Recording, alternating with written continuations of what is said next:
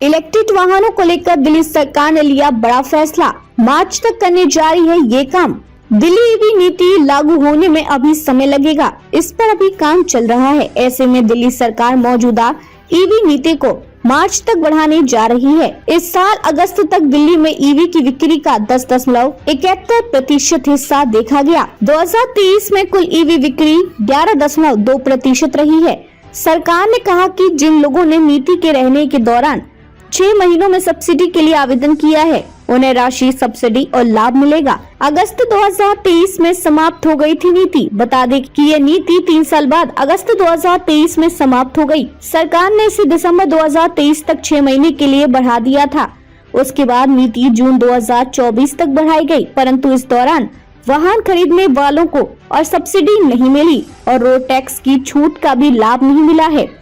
परिवहन मंत्री कैलाश गहलोत ने अपने विभाग को इस नीति के विस्तार के संबंध में प्रस्ताव तैयार करने और मंजूरी के लिए कैबिनेट के समक्ष फाइल प्रस्तुत करने का निर्देश दिया है। इसके साथ ही नए ई वाहन की खरीद के बाद दिल्ली सरकार की सब्सिडी और रोड टैक्स में छूट जैसे अन्य लाभों के लिए लाभार्थियों का इंतजार जल्द ही खत्म होने की संभावना है। कैबिनेट की बैठक होने की उम्मीद। अब जब नई सीएम आतिशी नियुक्त हो गई हैं, तो हम आने वाले सप्ताह में कैबिनेट की बैठक होने की उम्मीद कर रहे हैं और नीति को विस्तार मिलेगा। परिवहन विभाग द्वारा साझा किए गए डेटा के अनुसार 2020 से दिल्ली में पंजीकृत कुल वाहनों में से 9% इलेक्ट्रिक थे।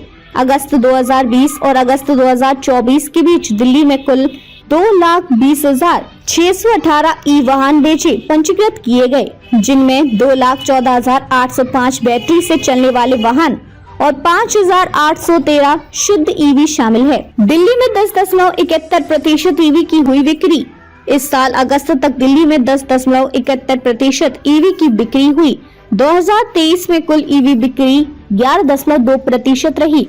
डेटा से पता चलता है कि इस साल जनवरी से अगस्त के बीच दिल्ली में 53,587 ई वाहन बेचे गए और पंजीकृत किए गए। इनमें 595 बसें, 15,626 ई रिक्शा और ई रिक्शा गाड़ियां, 418 माल वाहक, 1,760 कैब, 3,745 कारें, 25,008 दो पहिया वाहन, 6,414 तिपहिया वाहन, यात्री और माल दोनों सहित और 117 मोटर चलित साइकिलें शामिल हैं।